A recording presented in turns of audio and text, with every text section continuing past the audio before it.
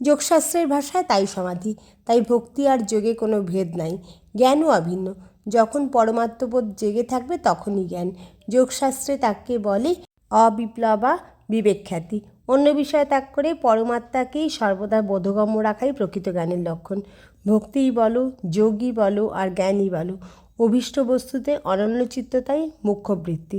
কিন্তু যতই বিচার আচার করো, মার কৃপা না হলে কিছুই হবার জো নেই। মানুষের কতটুকু শক্তি, কতটুকু সে চেষ্টা করতে পারে। কাম কাঞ্চন ঠিক ঠিক মিথ্যে, জগৎ তিনকালেই ঠিক ঠিক অসৎ। মনে জ্ঞানে এ ধারণা করা কি যে সে কথা? মার দয়া না হলে কি হয়? কথায় বলে এক একটি জোয়ানের দানায় এক একটি ভাত হজম করিয়ে দেয়।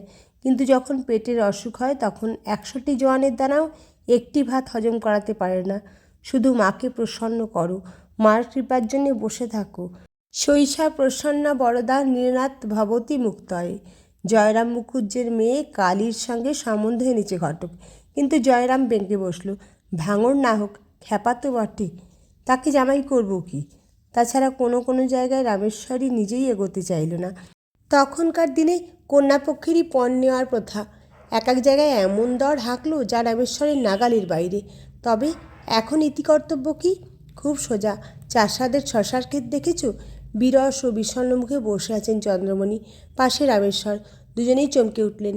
যে শশাটি ভালো ফলেছে তাতে চাষা একটা কুঁটো বেঁধে রাখে। কুঁটো বেঁধে দিয়ে রাখে ভগবানকে ভোগ দেবে বলে, যাতে ভুল বা গোলেমালে না বিক্রি হয়ে যায়। তেমনি তেমনি কি? মা দাদা উৎসুক হয়ে উঠলেন। তেমনি আমার বিবাহের পাত্রী জয়রামবাটির গাঁয়ের রাম মুখুজ্জের বাড়িতে কুঁটো বাঁধা হয়ে আছে বললে গদাধর। মিছে তোমরা এখানে ওখানে খোঁজাখুঁজি করছো, এতে ভাবনারও কিছু নেই, হয়রানিরও কিছু নেই।